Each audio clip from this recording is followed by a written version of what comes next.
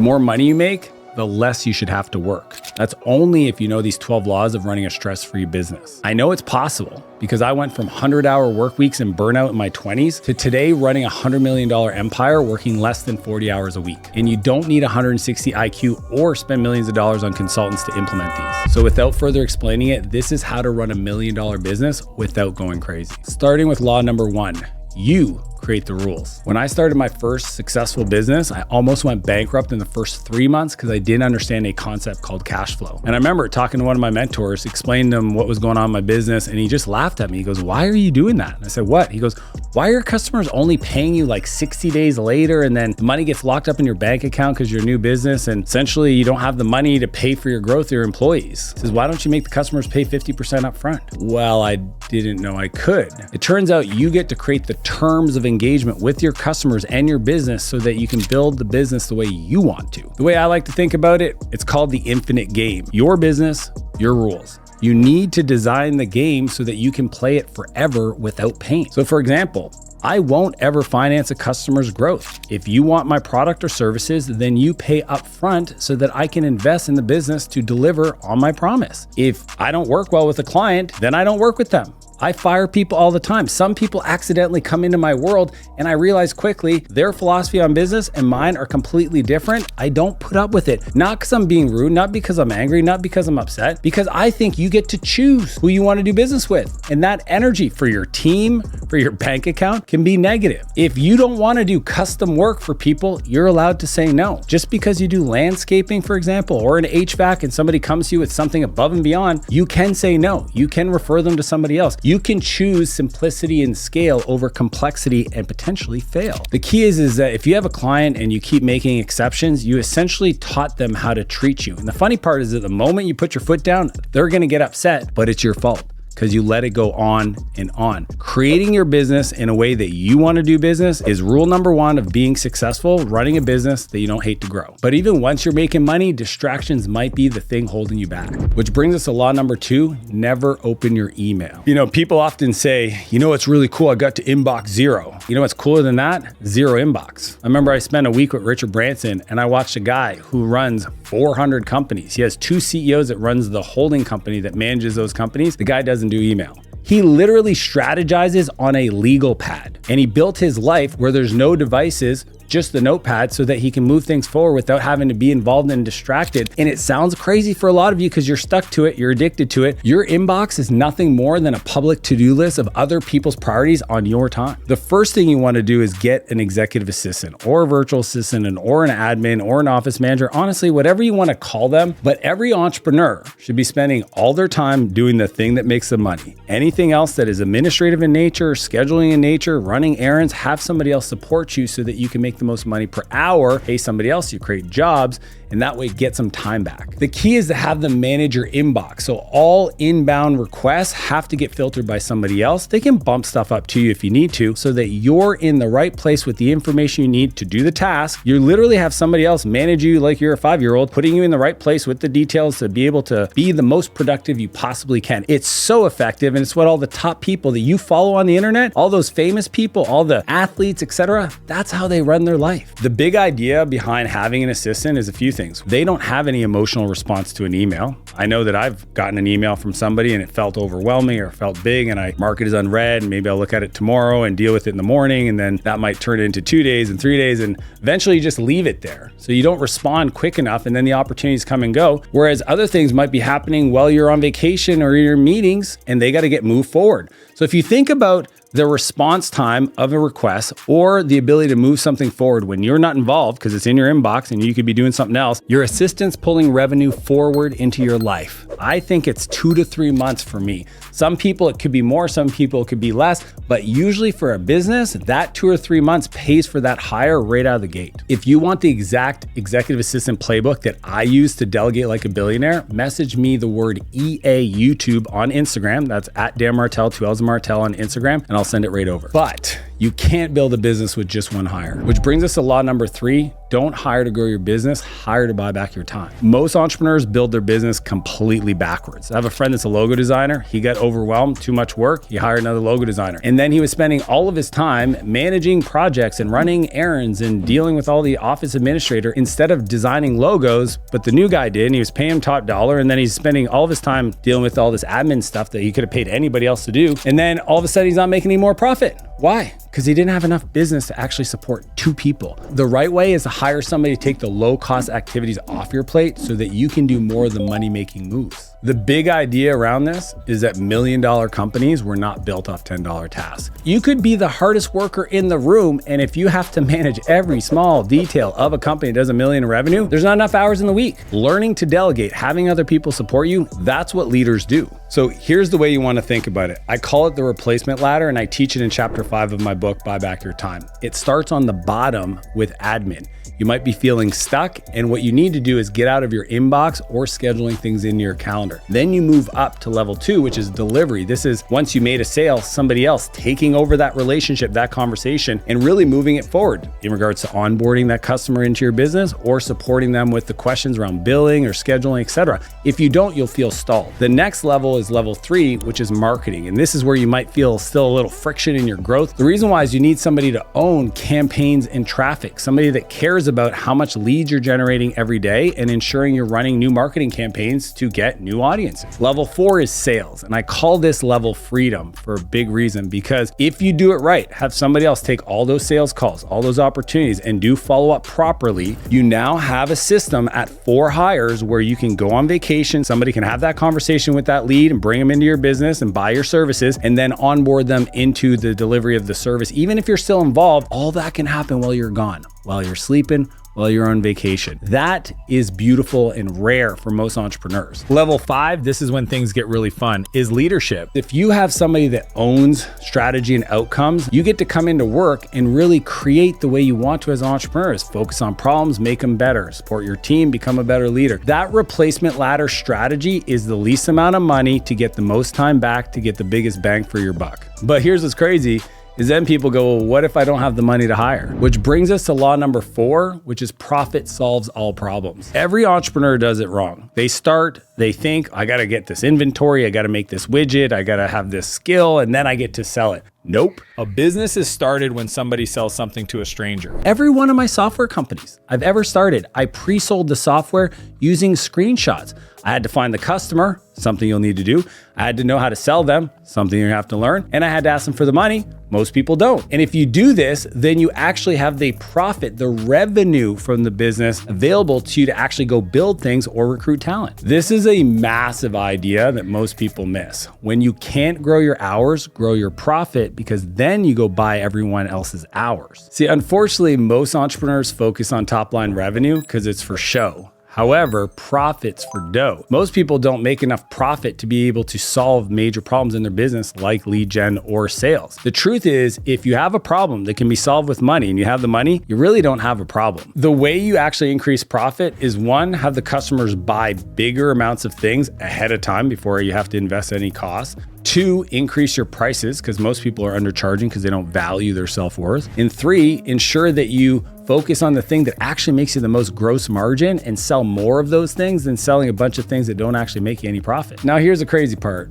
Almost every entrepreneur is guilty of ignoring this next one, which brings us to law number 5, teach, don't tell. When I was 20, I would constantly be running around my office telling people what to do. And honestly, it became exhausting because it was like spinning plates. As soon as I didn't tell somebody what to do, they didn't do anything. And then I got frustrated with them. And then I learned a completely different way. And that is all about developing the people, teaching them principles so they can make decisions and make movement on their own. Here's a principle that'll really help you integrate this. An answer solves today's puzzle.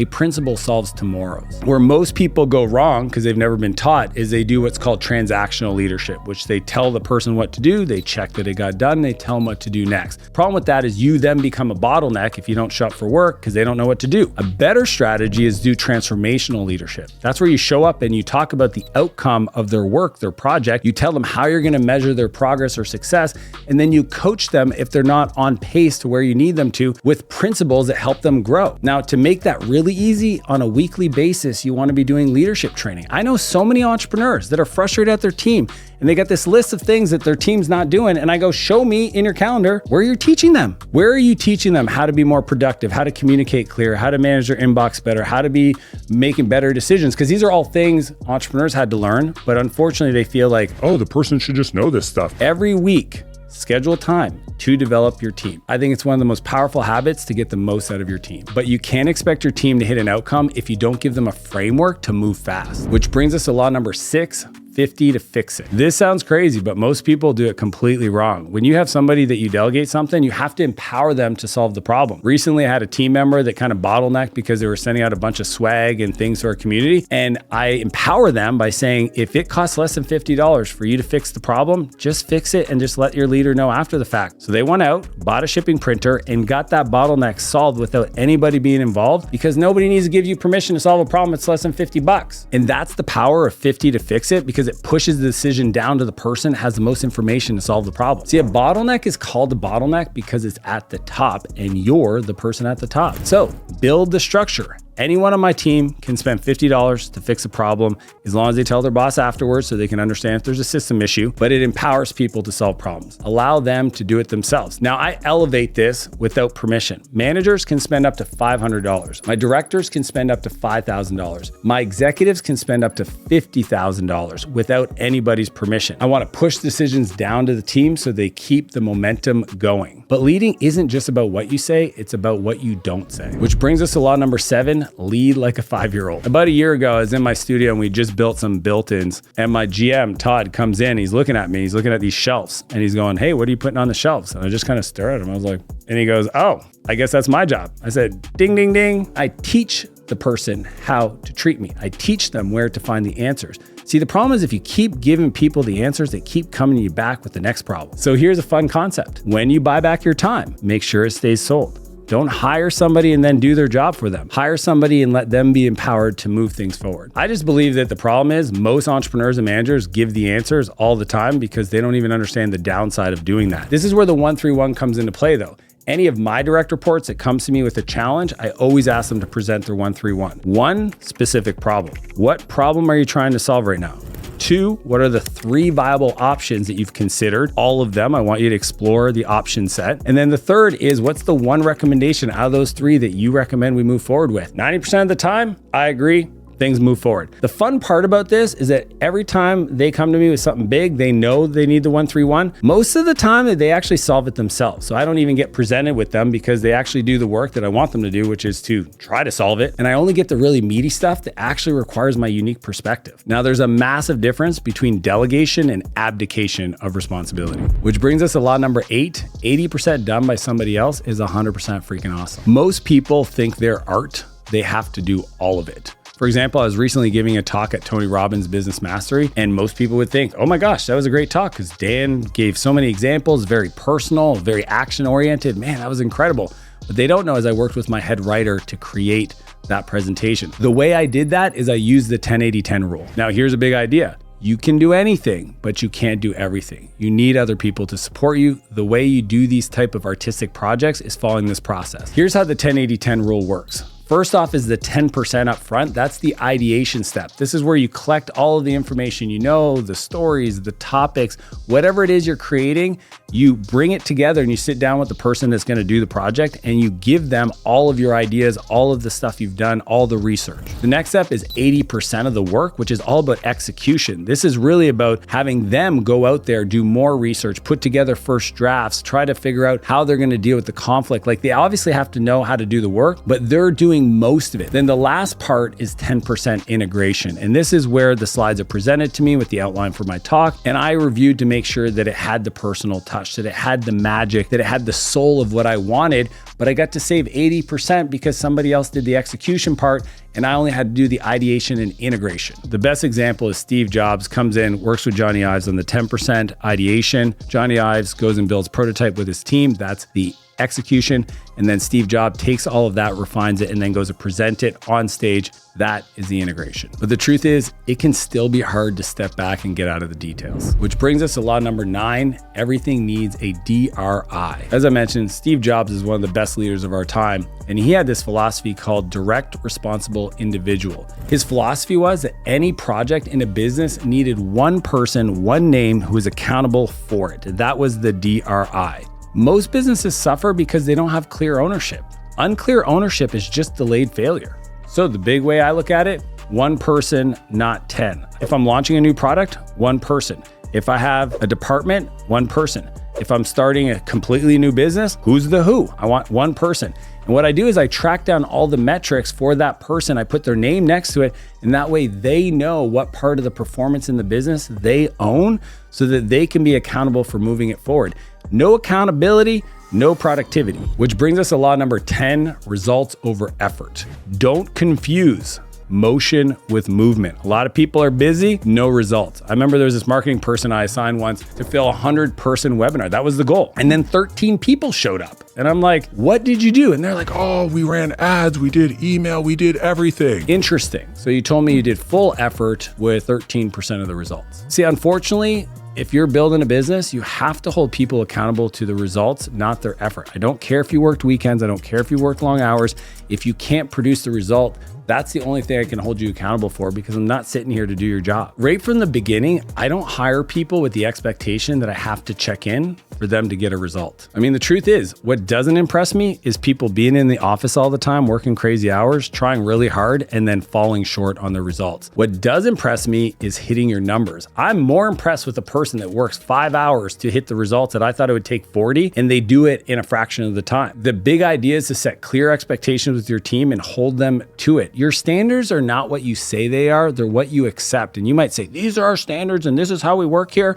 But if you accept underperformance, that's what you're communicating to the rest of the team. But as your team grows, you can't monitor everything that happens. Which brings us to law number 11, create culture, not rules. Your employee handbook can't be big enough to deal with all the situations that are gonna come up. It's funny because a friend visited my studio recently and he told me, holy crap, this entire team came up and shook my hand. And I'm like, yep. Did you tell them they had to do that? Nope. Why'd they do that? Culture. Culture is what you expect of people. It's your values. It's how you hire. It's how you show up. Culture is not what you tell people to do. It's what they do when nobody's watching. And for what it's worth, I believe this. With the right culture, you don't need rules. It's crazy when I see people change their business for folks that have left instead of changing their business for the folks that are staying, that are performing. I believe it all comes down to one thing, your values. And your values represent beliefs. And if you're not clear with them, then you won't be able to hire properly, because that's what it should be used for, or you won't be able to fire properly. The way I think about it is hire for the soul, train for the role. Do they have the skill and the will? If so, they will win. However, the best entrepreneurs know it's not all business strategies. Which brings us to law number 12, work harder on yourself than you do on your business. In my 20s, I used to work crazy hours, shifting things around, working harder, going crazy, and I always felt like I was underwater. I wasn't making ground. Then I shifted it to working on me, Dan Martell, not the business. And it turned out me being better, I was better for my team. And the whole thing shifted all around me. For example, my fitness. I believe that I exhaust the body to tame the mind. If I work on my mind, I have a calm mind, then I can move things forward. One of my favorite quotes that summarizes this by a guy named Naval, and he says, a calm mind, a strong body, and a house full of love is earned. If I want to have those things in my life, I got to work on me. They're not things I can buy. They're not people I can delegate to.